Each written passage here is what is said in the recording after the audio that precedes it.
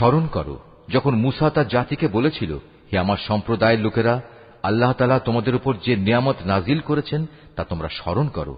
যখন তিনি তোমাদের মাঝে বহু নবী পয়দা করেছেন, তিনি তোমাদের এ জমিনের শাসনকর্তা বানিয়েছেন, এছাড়াও তিনি তোমাদের এমন সব নিয়ামত দান করেছেন যা এ বিশ্ব জগতে এর আগে তিনি আর কাউকে দান করেননি। হে আমার জাতি, আল্লাহ তাআলা তোমাদের জন্য যে পবিত্র ভূখণ্ড লিখে রেখেছেন তোমরা তাতে প্রবেশ করো এবং এ অগ্রাভিযানে কখনো পশ্চাদাপসরণ করো না।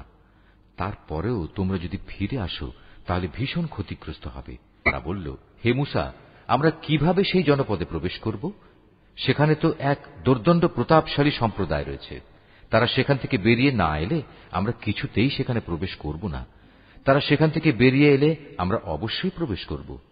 যারা আল্লাহ তাআলাকে ভয় করছিল তাদের এমন দুজন লোক যাদের উপর আল্লাহ তাআলা অনুগ্রহ করেছিলেন এগিয়ে এসে বলল, তোমরা সদর দরজা দিয়েই তাদের জনপদে প্রবেশ করো, আর একবার সেখানে প্রবেশ করলেই তোমরা বিজয়ী হবে।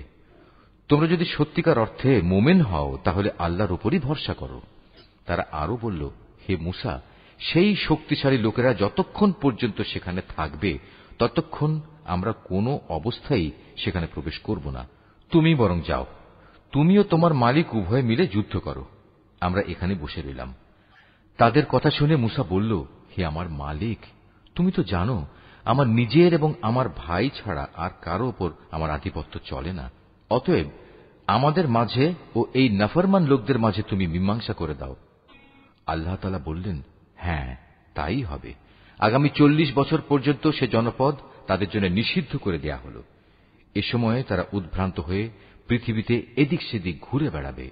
সুতরাং তুমি এই নাফরমান লোকদের উপর কখনো দুঃখ করো না। হে মুহাম্মদ, তুমি এদের কাছে আদমের 2 পুত্রের গল্পটি যথাযথভাবে শুনিয়ে দাও। গল্পটি ছিল, যখন তারা দুজনই আল্লাহর নামে কোরবানি পেশ করল তখন তাদের মধ্যে একজনের কাছ থেকে কোরবানি কবুল করা হল, আরেকজনের কাছ থেকে তা কবুল করা হল না। যার কোরবানি কবুল করা হয়নি সে বলল, আমি অবশ্যই তোমাকে হত্যা করব। যার কোরবানি কবুল করা হল সে বলল, আল্লাহ তাআলা তো শুধু পরহেজগার লোকদের কাছ থেকে কোরবানি কবুল করেন। হিংসার বশবর্তী হয়ে তুমি যদি আজ আমাকে হত্যা করার জন্য আমার দিকে তোমার হাত বাড়াও তাহলে আমি কিন্তু তোমাকে হত্যা করার জন্য তোমার প্রতি আমার হাত বাড়িয়ে দেব না। কেননা আমি সৃষ্টিকুলের মালিককে ভয় করি।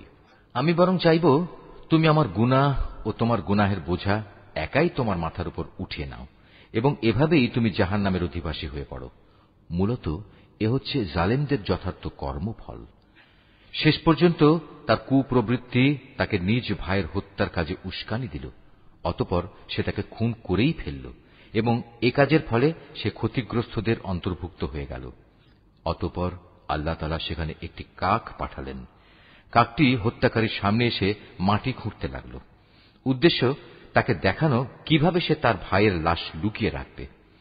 এটা দেখে সে নিজে নিজে বলতে লাগল, হায়, আমি তো এই কাকটির চাইতেও অক্ষম হয়ে পড়েছি। আমি তো আমার ভাইয়ের লাশটাও গোপন করতে পারলাম না। অতঃপর সে সত্যি সত্যিই নিজের কৃতকর্মের জন্য অনুতপ্ত হল। পরবর্তীকালে এ ঘটনার কারণেই আমি বনী ইসরায়েলদের জন্য এই বিধান জারি করলাম যে কোনো মানুষকে হত্যা করার কিংবা পৃথিবীতে ধ্বংসাত্মক কাজ করার শাস্তি বিধান ছাড়া অন্য কোনো কারণে কেউ যদি কাউকে হত্যা করে সে যেন গোটা মানব জাতিকেই হত্যা করল। আবার এমনিভাবে যদি কেউ একজনের প্রাণ রক্ষা করে তবে সে যেন গোটা মানব জাতিকেই বাঁচিয়ে দিল। এদের কাছে আমার রাসূলরা সুস্পষ্ট নিদর্শন নিয়ে এসেছিল, তারপরেও এদের অধিকাংশ লোক এ জমিনের বুকে সীমা লঙ্ঘনকারী হিসেবেই থেকে গেল। আল্লাহ তাআলা ও তার রাসূলের বিরুদ্ধে যুদ্ধ করে